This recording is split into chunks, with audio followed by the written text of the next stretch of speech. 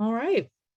Well, thank you everyone for joining us today on this Friday for our next Tableau User Group webinar. As a reminder, the Tableau User Group has existed for about 3.5 years. Charlotte Taft, our head of business intelligence at Callahan, worked with Tableau to create a user group focused around credit union business intelligence. And I'm telling you that 3.5 years feels like 50, simply because it has just been such a long time. Everyone should be muted as they log on, but if not, please remember to mute your audio. We have a very full agenda today. So our thought is we're going to walk through our speakers, who I will introduce in a moment, and then we're going to try and reserve as much time for Q&A as we can, because we know that this topic we're going to speak about is quite popular and just rife with possibilities. So why are we here? We're here today to talk about analytics road mapping, the process, the journey, the emotion that goes into it, the immense amount of thought and thought leadership that goes into it. And to kick it off, we have a real panel of experts today. We have Amy Prudhomme from Tableau to talk about Tableau Blueprint, and their methodology for building a successful, sustainable, data-driven organization. Next up, we have Judith Bernal at Arkatechture to talk about the amazing platform their team has built to help credit unions really advance in this field and make real thought-driven, data-driven decisions. So we're really looking forward to that. And then we have our credit union panelists. We have Stacey Wilkerson, at Tucson Federal Credit Union, and Becky Curry at ORN LFCU. And we look forward to asking them so many questions about where they are in their journey, how they're making decisions, and any sort of tips and tricks they would provide to the rest of our group. As everyone hopefully knows, we are recording this, and this recording will be available after the presentation. And the slides will also be distributed to everyone who attends, as well as anyone who registered. So we invite you to really focus on the content and don't worry too much about taking notes or writing everything down that you see, because you will absolutely be able to watch this again and even distribute it to your teams. So with that, I'm going to kick off to Amy Prudhomme at Tableau. Awesome. Thank you so much, Jen. Let me go ahead and share my screen. And then Jen, if you can give me a thumbs up that you can see this. I will give you thumbs up and verbal. We can absolutely see your screen. Okay. And it says Tableau Blueprint. It sure does. With 3 monitors, you got to check. So absolutely. Oh, been there. Stories thank later. You. Yeah. Perfect. Well, thank you all so much for having me and Jen for the introduction. I am Amy Prudhomme. I am a customer success manager with Tableau, and I'm excited to be able to join today to talk to you about a methodology that we created at Tableau with insights from customers like yourselves, which is essentially our methodology for building capabilities to become data-driven organizations. So this document is all available on our website. It's super prescriptive. And when translated to PDF, it's something like 200 plus pages of prescriptive information on how to build up these capabilities. So I'm not going to be able to cover all of the things in detail in just the short time I have with you, but I'm hoping to give you, a high level overview and then maybe inspire you to go check out some more detail a little later on. So to kick it off, there's 3 sort of sections I want to talk you through today. The first part is, why do we create the blueprint? What are we hearing from some of the largest customers that we interact with about why this is needed in the first place? So we'll start there. Then I'll give you an overview of the actual methodology itself, high level again, so it won't be able to get into the weeds. And then I'll close actually with something that is a tangible next step that you could take immediately after this call, and that's the blueprint assessment, which is all web-based, something that you could fill out to identify your gaps and then figure out next steps as well. So let's start with the why.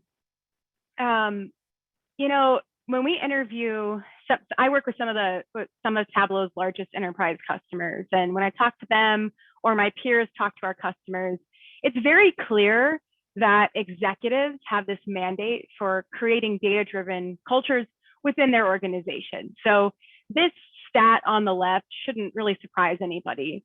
There's a lot of companies investing in this space and saying the exec mandate, screaming to the public is that this is a priority. And we have the evidence that says when companies do invest in becoming data-driven, that you actually see enhanced performance. So these are some metrics I'm sure that are very relevant in your industry: growing your customer share of wallet, expanding your market share more broadly, increasing revenue, those sorts of things. So obviously, the return on investment in becoming data-driven has benefits. But, and there's always a but, there are organizations falling short. In a study conducted by McKinsey, they found that 92% of organizations are actually failing to scale analytics. So they have this lofty mission to try to bring analytics within the organization, but for some reason it's not sticking, it's not sustainable. So that begs the question, you know, what are the 8% doing that the 92% aren't? And our perspective is that it's not just, it can't be solved just with the technology. So as much as I love Tableau, you throw Tableau in your company, that's not going to automatically make you a data-driven organization. You also have to be thinking about building a culture, establishing capabilities that ensure that people know how to use the technology, that it's performant, that there's a community around that technology, and that people, it's part of the culture in which you operate within your company. So let's talk about, you know, how you get there.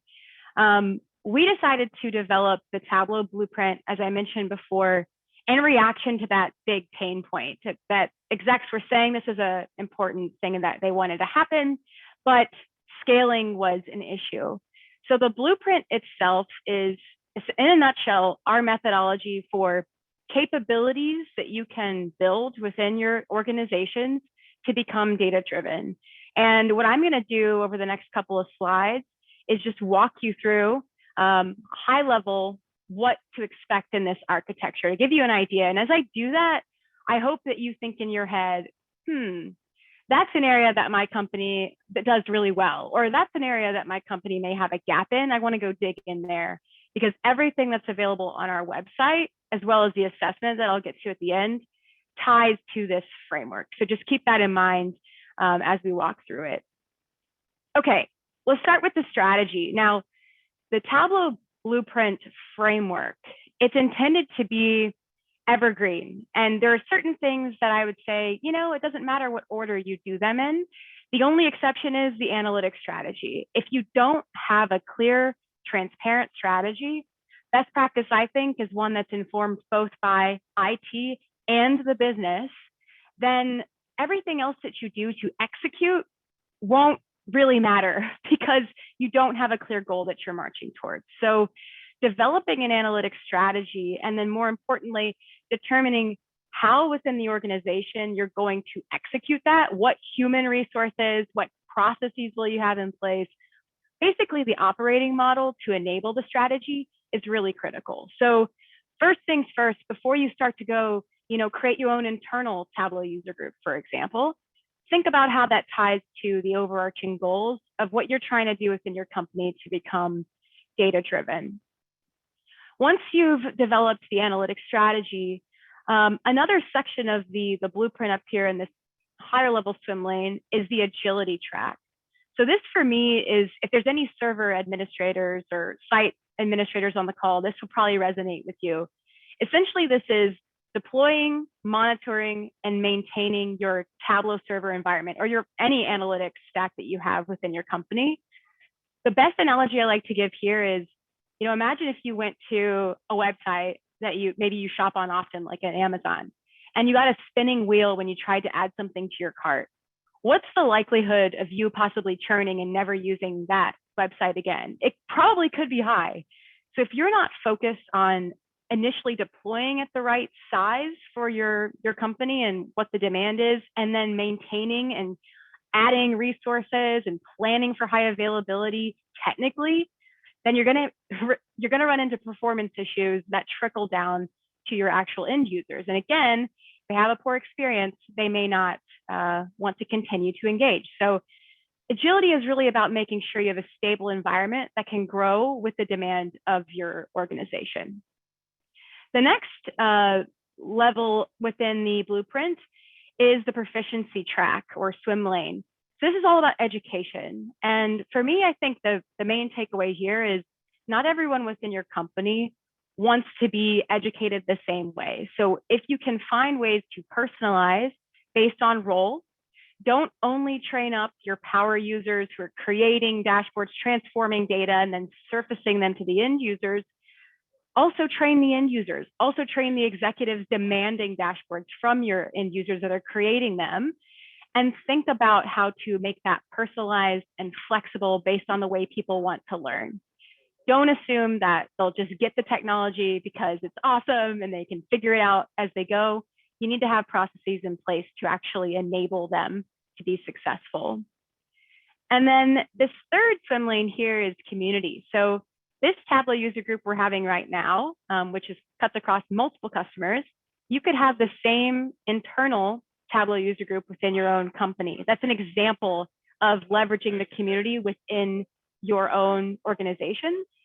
It also includes things like make sure you're communicating with your end users, make sure you have processes in place like champions to solicit support tickets and address them immediately, all those things. Find ways for people to come together, share best practice, and learn from each other. And then finally, governance sort of stretches across all of Blueprint holistically. So the best way to describe this one from a best practice standpoint is you need to find a balance. If you're too strict, then you may turn people off and they may not want to participate and be as data-driven as they could be in your environment. On the other end of the spectrum, if you have no processes in place, it may become the Wild West. So just find that balance so that you don't allow bad actors to influence the performance of your environment as well. So that includes, permissioning the right roles for people, establishing processes around your data and content governance, for example. So just some things to keep in mind. You can't stand this up without having governance overarching the entire thing. So this is the full blueprint. I know I walked through that very quickly. Again, it's available on our website. So if there's things that resonated with you as I was talking, I'd encourage you to go there and check out some of the deep dive sections on these topics. I'll also put this in the chat as soon as I stop sharing my screen. And before I pass it on to Judith, I do want to share quickly, one of the questions you might be asking yourself is, how do I figure out, what's my current state, what the gaps are, and what the next step should be? We developed a blueprint assessment. Last year, we made it web-based, so anyone can self-serve, fill out a quick survey.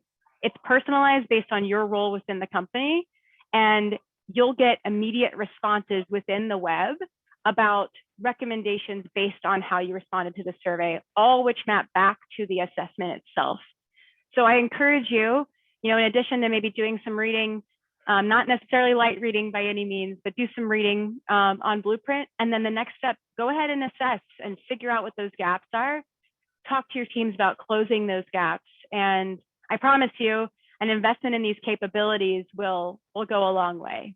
So thank you so much for your time. I know we're holding questions to the end and we have a tight agenda. So Judith, I'm going to stop sharing my screen and pass it off to you now.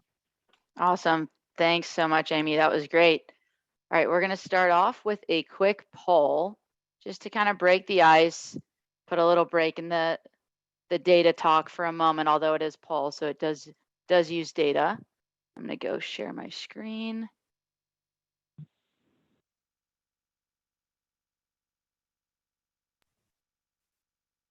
Wow, right, several events are neck and neck, Judith, and we can see your screen just fine.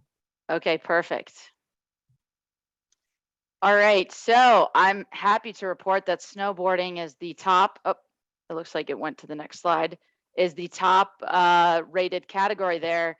And I would have been there competing myself if it weren't for this broken wrist that I got from snowboarding. But glad to see that is the #1 voted sport. That's my favorite sport to do, even though maybe I'm not the best at it. Thanks so much for joining me. I'm Judith. I'm the head of customer success here at Arkatechture.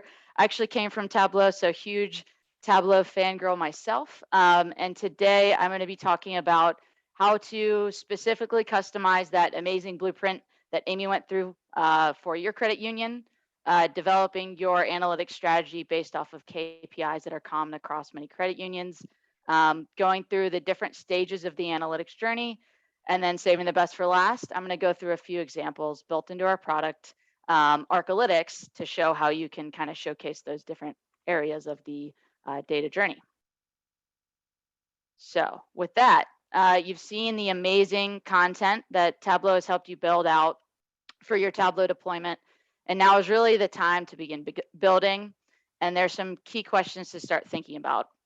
A big part of what you're building when you get started is actually the data structure, making sure that all of your data comes together, it's mapped, it's unified at the membership level, it's cleansed, and it's the single source of truth. Because as you start to grow your Tableau deployment, it might start very small, but as you start to scale, having a good foundation and bringing your analytics to more and more people becomes imperative for it to continue to stay successful. So the first thing to start thinking about is how you customize it for your strategic goals and key initiatives. And I challenge you to think about what sets your credit union apart, what's different about your member base, your employee base, or the community that you serve, so that you can start to align your strategic objectives there. The next piece is how you build and evolve it. So Arkatechture likes to use something called a data lakehouse. So a data warehouse is very structured data that's ready for ad hoc analysis. And a data lake is where lots of unstructured data can come to live, and you can leverage it for predictive analytics and those sorts of things.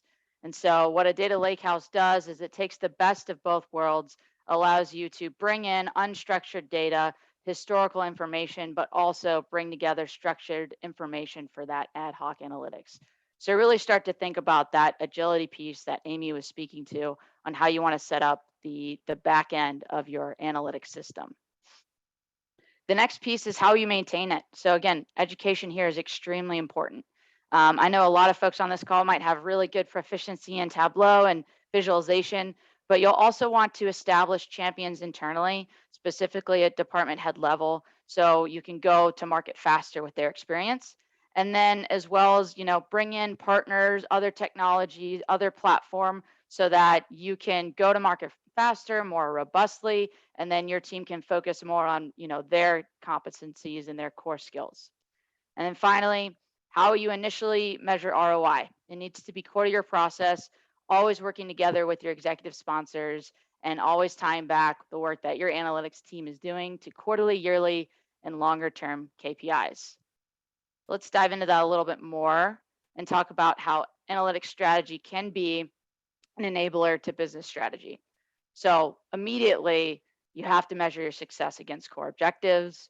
You have to enable collaboration and data-driven insights across the entire organization, leveraging an entire view of the member, and then always empowering innovation and transformation. So let me get into a little bit more detail there.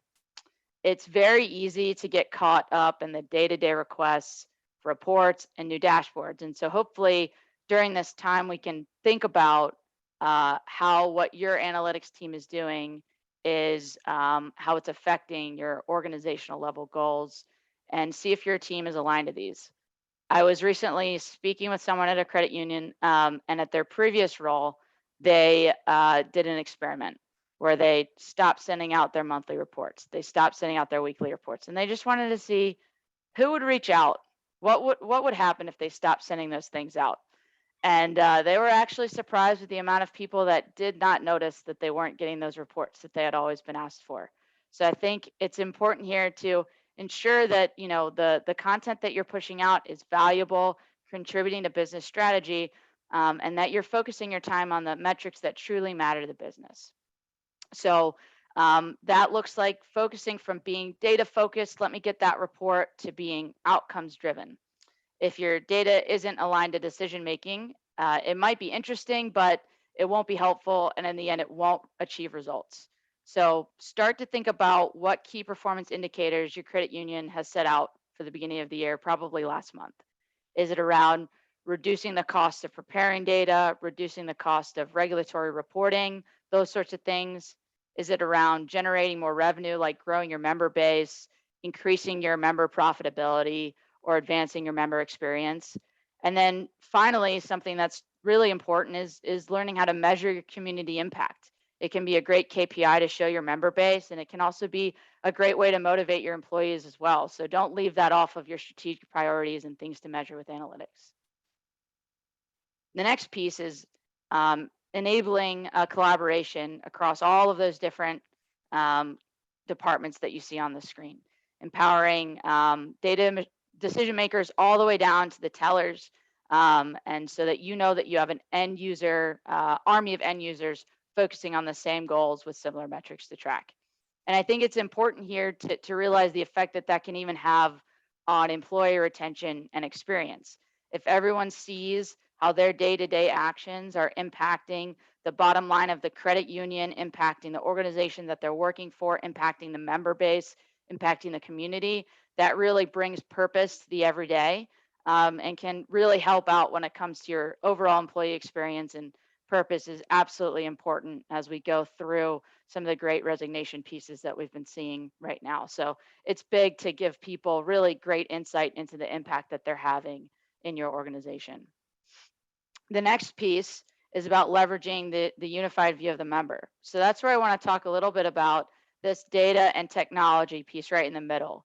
Again, it's really important to make sure that you have the right platform in place so that you can bring all of your data together into one single source of truth so that you can truly have a better understanding of your member. And if you have the data and the technology in place, you can then enable your people, your culture, and leverage the right governance to truly understand your member base, whether that's retention, wallet share, profitability.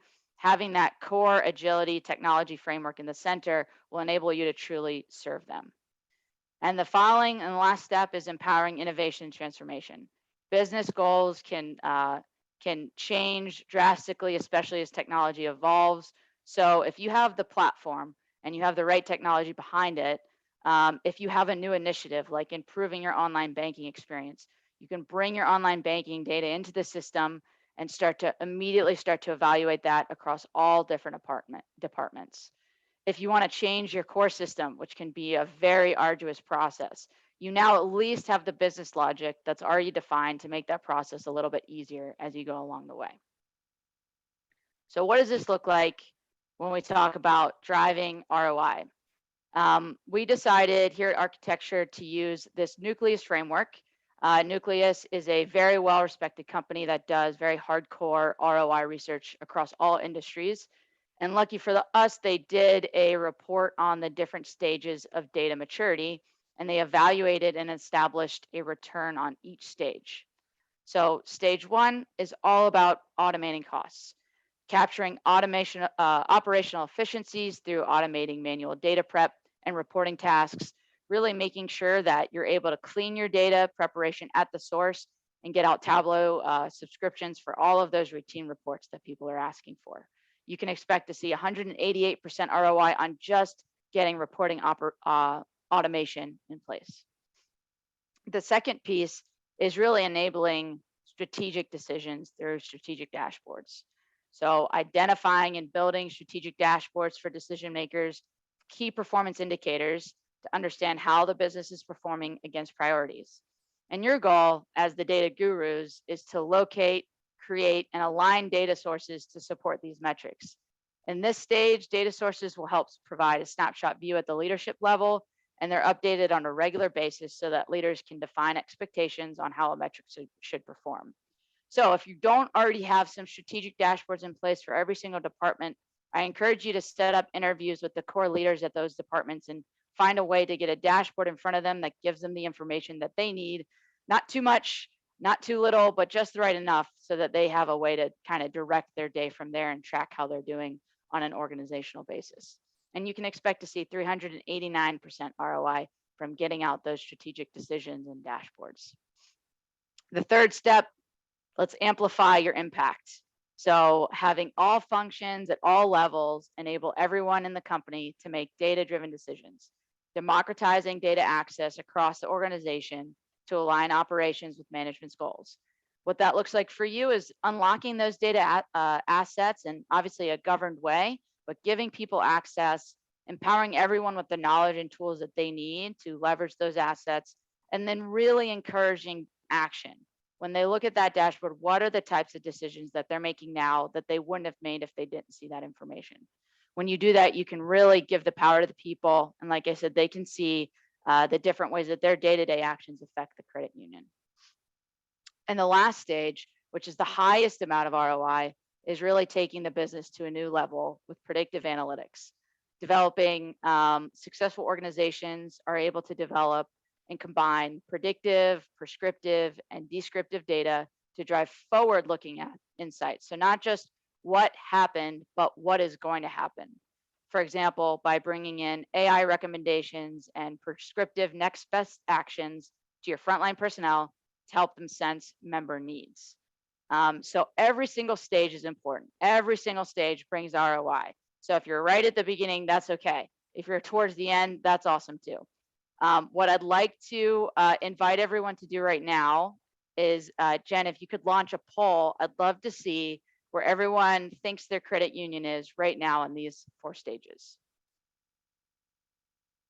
And as we go through this poll, I do want to mention that in the Arkatechture platform, we have something called benchmarking, where we pull data from all of the credit unions on our platform to help identify patterns and trends and create best practices so that you can benefit not just from yourself, but what other credit unions are doing. So kind of like this, we're all collaborating to get better together, and that's what our benchmarking tool is meant to do. All right, looks like, oh man, it's very close. We've got strategic dashboards at 28, data strategy at 22.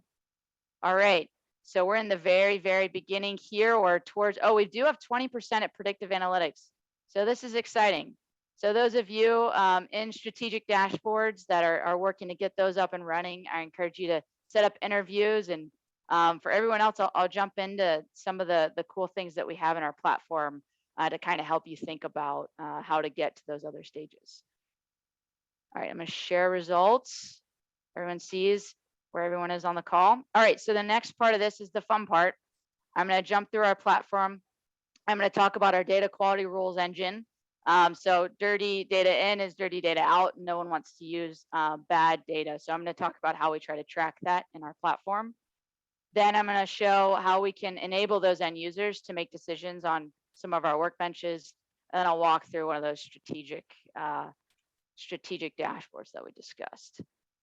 So let me jump in. All right, can I get a thumbs up that you can see my Chrome browser? Awesome. All right, cool. So this is our data quality defects dashboard. And what it allows you to do running on our data lake, which allows you to see historical data, is see how your progress of cleaning up data happens over time. And see it needs to be updated. So it's refreshing right now. So you'll see, we haven't made too much progress overall, but in this particular example, I'm a part of the loan servicing team. And what I want to see, in this example, I'm a part of the loan operations team. So what I want to do here is see, how are we trending over time with some of the common errors. So I see we've actually made some progress, not too much, but it is going down over time. And I'm seeing the biggest error is that we have a delinquent loan with a $0 balance. That's obviously incorrect, and I want to clean that up at the source. So what I can do is I could go in, I can drill down on this, see how we've made any progress over the past couple days, and then I can actually grab the source IDs, go back into Epicus, and change those at the source. So this will allow you to track the business rules that you've put in place, but also try to mitigate them from happening to begin with and figure out where the source of this incorrect information is coming from. So that is the data quality rules and then your defect details. And that truly helps with the beginning of automating those reports and making sure that the data is coming in clean and prepared. The next one is my favorite. It's the workbench. So this is kind of like a super pivot table to enable those end users for those reports that they keep asking for, and also empowers them to go and start making decisions. So in this scenario, this is our loan workbench. I'm working with loans. What I want to do, and this is something I like to look at weekly, is just see how we're doing this in regards to credit tier. So I've got the total number of loans here, but I want to break it out by credit tier. So we'll let it load, and I'll click it again. And immediately we'll see we've still got the total number of loans here, the average interest rate, the average credit score, but now I can see it broken out by A plus, B, C, D, and the average loan interest rate on each. Okay, that's interesting, but I kind of want to see this from when we started the year. So I'm going to go into the data filters and I'm going to click open date. When were these open? And I'm going to change it to 1/1/2022. All right, we filtered it out to January to the 24th, but I also want to see this based off of the branches that I'm in charge of. So I'm going to go in, I'm going to put branch open name. I'm going to filter it down to the branches that I truly care about, that I'm in charge of. Very quickly for me to start with this high level data and really drill down on the things that matter to me.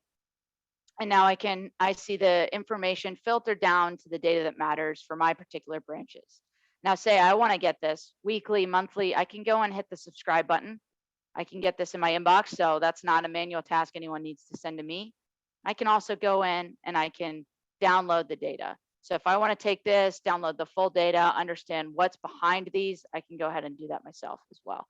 We know it's hard to get folks out of Excel, and this is the way they can take it all the way down to that Excel level. And then finally, the product mix dashboard. So this is one of those high level dashboards that gives you the information you need to truly see where you're landing as far as any of your strategic priorities. So in this case, I'm seeing how our top products have changed over time. I can filter it down to the loan or share level. And I can see, what are our most popular shares. I can see, hey, what's the first product folks buy, or what is the next product? So I can understand how I should be marketing certain things and the interest that they're yielding. So in this case, I'll see that the second most popular product that folks get with us after they open up a share is a 6 to 11 month CD. So that actually jumped significantly between 2021 to 2022. It's growing. I can see the Vision tooltip showing me how things are changing over time. And that might make me question, hey, is this expected? Is this something I should start pushing and really help me understand how we can better serve our member needs? So this is that executive high level dashboard that gives me information without too much to let me know how to make decisions. Hopefully this was helpful and you're able to see some cool pieces of the Arkatechture Arkalytics platform. And with that, I will pass it off to Stacy and Becky over at Ornall Federal Credit Union and Tucson Federal Credit Union to talk about their data journey. Excellent. Thank you, Judith, so much. So Stacy and Becky, welcome, and thank you so much for joining us today. We're going to go ahead and kick off with and ask for you both to describe your roles at your credit union and where you are in your journey in your opinion. Stacy, let's start with you. All right. So Stacy Wilkerson, I'm from Tucson Federal.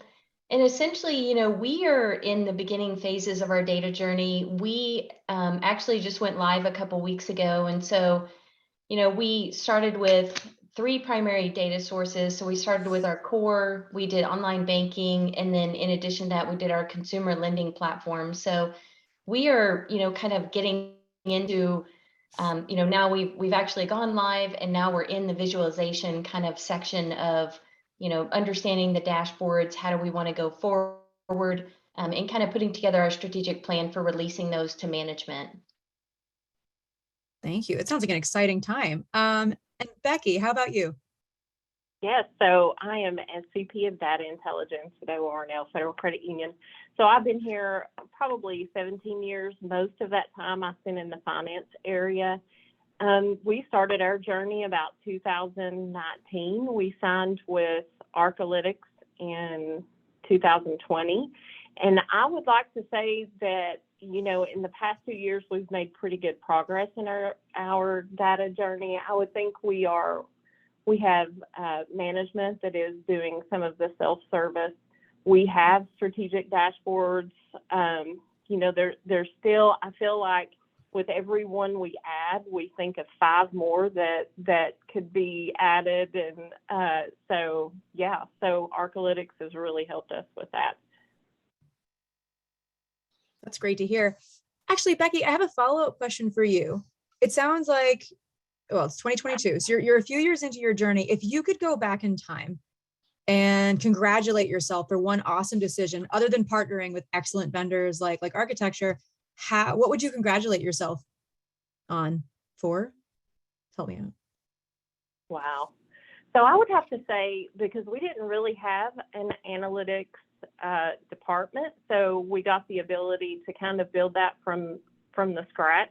I have two really great analysts that work for me. So, it's just all, it's hard to pick one, but I would absolutely say, and not just because they're on my phone, that Arkalytics was one of the best decisions that we made.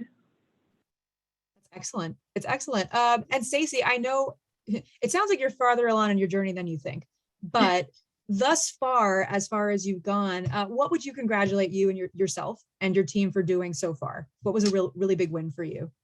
So I remember in the beginning, one of the first decisions I think everybody makes is, do I want to bring it in-house and actually try to develop the team internally, or do we want to partner with an expert? And so I have to agree with Becky that, partnering with Arkatechture and Arkalytics was the best decision we ever made. They essentially, had us, everything organized from the start all the way to where we are now with, on the visualization side, understanding the dashboards. I think another thing that we probably did really well, we have an internal project manager. And so it helped us, just stay super organized, because basically our PM would then partner with Arkatechture's PM. And, whether it was scheduling meetings or it was following up on items or data follow-up. So to me, I think that helped us, not let anything kind of fall through the cracks. So I would say, those are probably the highlights of our success. Wow, those are some big ones, and I hope everyone on the call is writing this down. And so we have to go on the flip side. If you could go the other way and go back in time and say, hey, maybe tweak this, maybe just go another way. Would either of you like to share what would you the advice you'd give to yourself if you could go back, or the advice you could give to your peers who are on this journey now? So I can start this. I could probably give you a long list of things. But the biggest thing that I think for us is we were so excited when we launched Arkalytics. We went out to the entire credit union. So we have 28 branches and, probably close to 15 or 20 departments.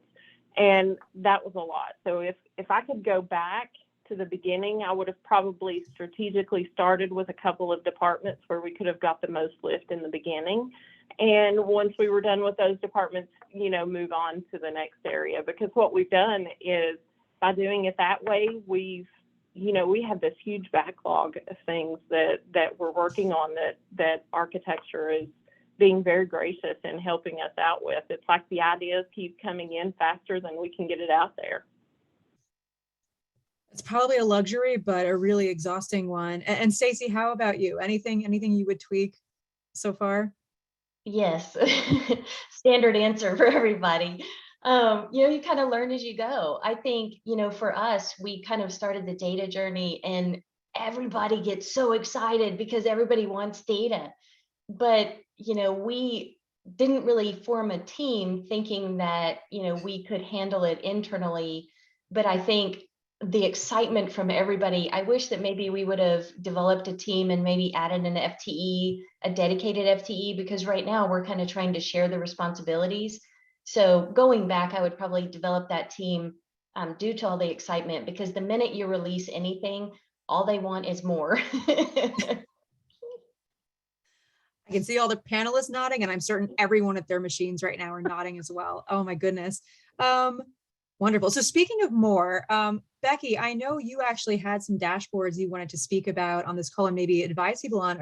Would you like to walk us through some of the work that your team has put together so far? Sure.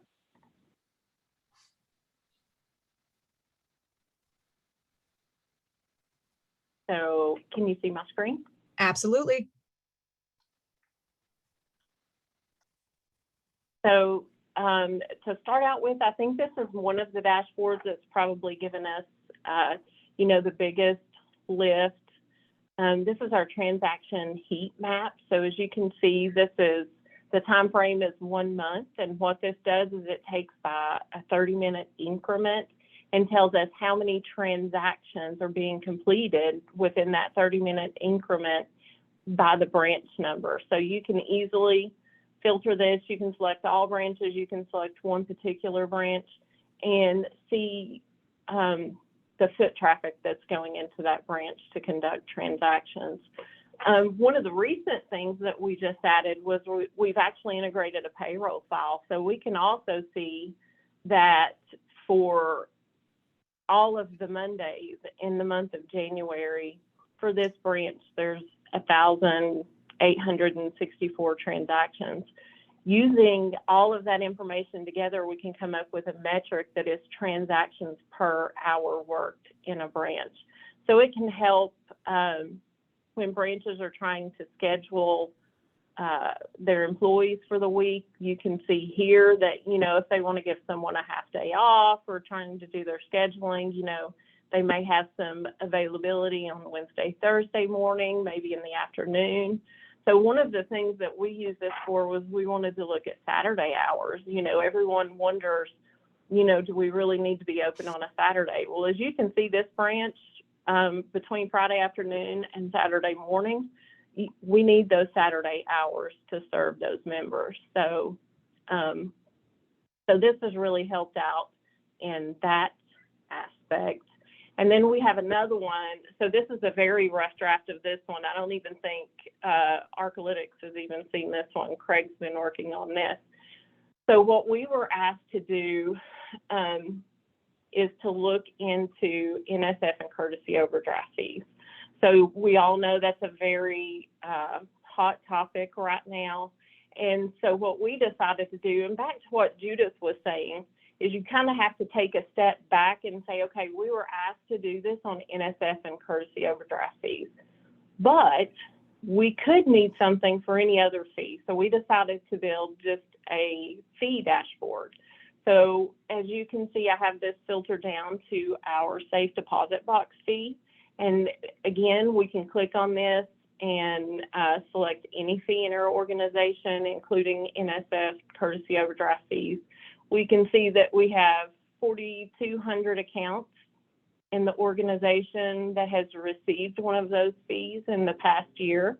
We also have the ability, because we've purchased some outside data related to demographics, so we have the ability to see how many accounts had over, you know, 21 fees throughout the year related to the fee that we are searching by. So, you know, if we're just looking at safe deposit box fees, for an example, my takeaway as a leader is this: if this is something that we would like to keep relevant in the industry, you know, baby boomers have most of those. So how do we target some of these younger generations so that, you know, maybe they know of this service and may use us for this service? So, so this has been a great one. So really proud of this one. We have some other things that we want to add to it, like trending, so that we can see year over year, has, you know, NSF fee, has it declined? We also have the ability to, and again, back to what Judith was showing, any of these are clickable. So if we decide that we want to do education on NSF fees and we want to target a certain generation, we can very easily click here, get the detail that we need to be able to reach out to those members to educate them on fees and how to avoid the fees and that type of thing. So that's the two I wanted to show. So I'll pass it over to Stacy. Thanks, Becky. Back to Jen. Back to me. I'm going to go ahead and stop your sharing, Becky, if that's okay with you. All right. Yeah. Back to me. That was neat. Becky, I have to tell you, what I love about those dashboards is that I am not in credit union BI. I am more in the software development technology field, and I immediately saw the value they would bring to your teams. And I mean, again, like not an expert here, and even I could read that data, and then just the way you visualized it was so helpful. So I have a lot of questions for you on my own, but I would like to open up the chat to the group for Becky and Stacy and the rest of our panels. And while our attendees think about the questions they want to ask, Becky, I'd like to ask you a question about next steps. You mentioned trending would be a useful follow-on to your fee income dashboard. How do you prioritize incremental change on the dashboards that are key to your organization? Okay, say that again. I'm sorry, you cut out on Sure. the last part. Oh, no, I'm sorry. No, I guess I'm curious, but as you say, there's no lack of ideas on dashboards that would be useful. But how do you decide between incrementally evolving the ones you know are valuable versus digging into that new pile of work? So a lot of time that just has to do with the strategic direction related to the C team. So we know what our strategic goals are, and you know, our executive team is really good at working with us so that when we're trying to develop an idea, we can get an idea of the ROI that's on it, and then the time involved to get it done. So naturally, if you have something you can get a really high ROI on and you can get it done fairly quickly, those are the things we kind of want to go through and get completed first. Got you. Got you. I can see the urge to want to do all of it, but not possible. So Stacy, you're still early on in your journey, but I'm so curious, how are you prioritizing right now?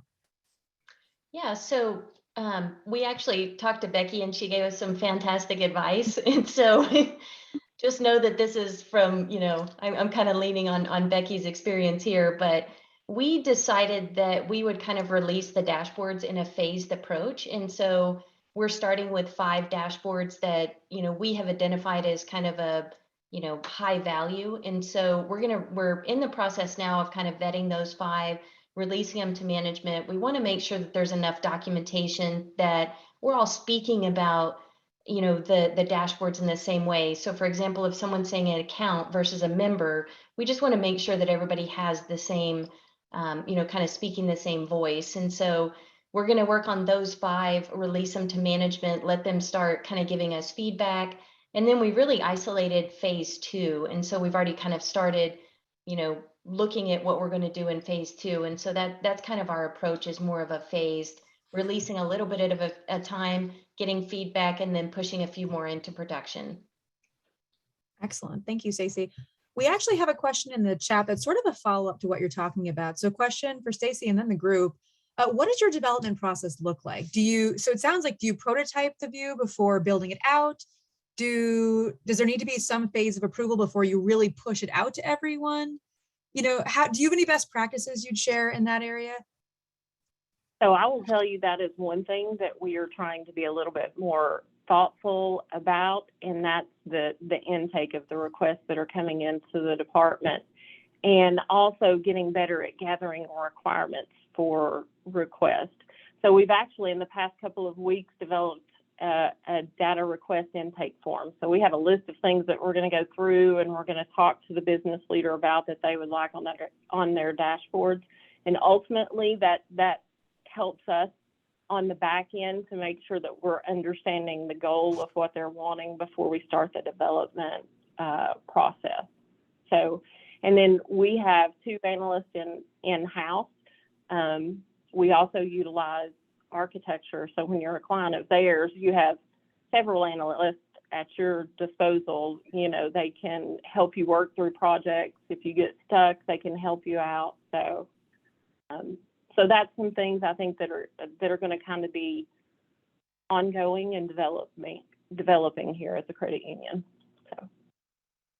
Thank you, Becky. I love that you touch on 2 things. Process, obviously, we always have to evolve process, but it sounds like collaboration really is a key to success here, which is fantastic because we're a credit union industry. Collaboration is how we evolve, you know. So it's wonderful to see that that's having such a positive impact. We have another question from the chat for everyone. Craig, you might want to cover your ears. I'm not sure, but do you find that in your business units, you need your analysts to be skilled in SQL, in visualizations, in both? What can you hire for versus what can you train? What are your thoughts on that one?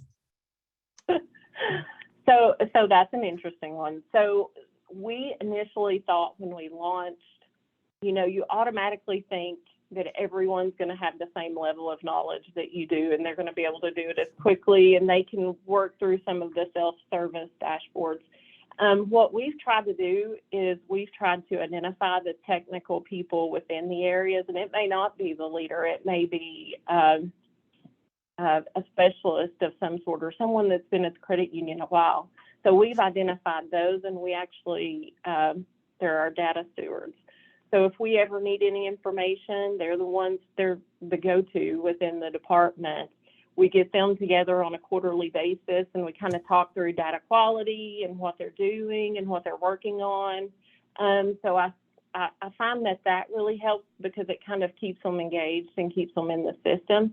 But at the same time, usually when something needs to be changed or reviewed heavily, it comes to one of the analysts in our department. Just as an analyst, I'm going to chime in here. This is not skills that are easily developed. I spent years, I taught myself mainly, but just years, in SQL, in Tableau, in Power BI. We were initially a RQ house, which I do have to say, going from SSRS as our primary reporting tool to Tableau is like going from a Pinto to a Mercedes. It's great. Development goes so much quicker, but you do need the skills. Got you. And it looks like we have some advice in the chat regarding a nano degree from Udacity. And I so apologize if I'm pronouncing that wrong, but that's another recommendation from the group. But thank you, Craig. Curiouser and curiouser, especially because when I was in college, these degrees didn't exist. This technology didn't exist. I'm dating myself, but it was a different time. I have a finance degree. Yeah. I feel like those are really useful too. No. Oh, it looks like actually, this is a great one. We have a question for Stacy and Becky. How did you two connect? We have one of our attendees is just getting started in the Tableau space and probably looking for some help. And it's probably more than a webinar that'll do it, probably a one-on-one conversation. So how did you two get your collaboration started? So we know each other just in the industry. And so, we've been connected prior to kind of going down our data journey. And then I actually joined the first Tableau user group, and Becky was on there. And so I chatted her and I was like, hey, so we kind of connected again through actually one of these user groups. Really? Well, that's wonderful. That's wonderful. And then just like this user group, Arkalytics also has an internal user group. Great. That's just for Arkalytics users to get together and exchange ideas. And so, yeah. I mean, given the place we are in the world, I'm hoping this is a good sign that in-person meetups and user groups help. Charlotte and I, our head of BI at Callahan, and I actually met most of the people on this call at the Tableau user group meetups we used to go to. So I guess it's a good time that you should show up and prepare to share. I love it. I actually, I have a question for Amy. And this is something I struggle with. Well, it's for all of you, but in regards to Amy's blueprint, it looks like you can prep for a very long time. It looks like it is possible to think for a very long time before you actually put pen to paper. And that's a good thing, but I'm curious for all of you, how much time do you recommend really spending on planning? Like what's a sign that you're really ready to just dive in and go? How would you answer that? I can start, and then others maybe can share their perspective. So every one of the customers I work with approaches this differently. So you have to figure out what it is you want to prioritize within your accounts, I think, or within your own organizations. But with something that Stacy and Becky both said in the initial panel that resonated with me is, and lessons learned was, don't try to boil the ocean. You can plan and then get stuck in the planning, but as part of that planning, there's a prioritization effort that should be in place. So something I like to encourage my customers to do is think about your overarching business objectives. I'm not talking about for your BU, the entire credit union. What is it that you're trying to achieve? Highest level business objectives. Then figure out what programs are in place to help achieve those objectives. Chances are data can help you do that, achieve them, or accelerate the goals or exceed the goals. So if you start from the high level and then start to whittle it down, that'll help you prioritize use cases that already exist, maybe enhance them, maybe do some predictive work, identify white space where, hey, we don't even have anything. We need to find a data set to address this thing we say is important. So I think my answer would be, think about the overarching objectives of your organization and then prioritize based on the value that you're going to get out of any use case you do, and have teams go off and do them. And I think it was Becky that said, having data stewards in the business, that's a critical best practice too. Like, don't expect a central team to know everything about your data. Put someone in that business unit as an expert, they know it, and then have them create curated data sets that everyone can benefit from and use. So that would be my take, but I'm curious what others think. Any final thoughts? It looks like everyone agrees. Yeah. Excellent. I love it. No, it's a good collaborative crew. So, I cannot believe it. We are already at time for this webinar, but this is just blown by. I have 1,000 more questions, but I will send them offline. If any of you on this call have questions, please feel free to email me. You have Charlotte Tapp's information. She's our head of business intelligence. That will be in your invites, but I'm going to go ahead and put in the chat just any follow-up questions you may have, and I will make sure they come to our wonderful panelists. Panelists, thank you so much for your time today. I think this has been so valuable to our attendees. I certainly found it edifying, and can't thank you enough for making the time today. Thanks everyone who joined us. Have a wonderful afternoon and a great weekend. Bye. Thank you. Bye. Thanks, everybody.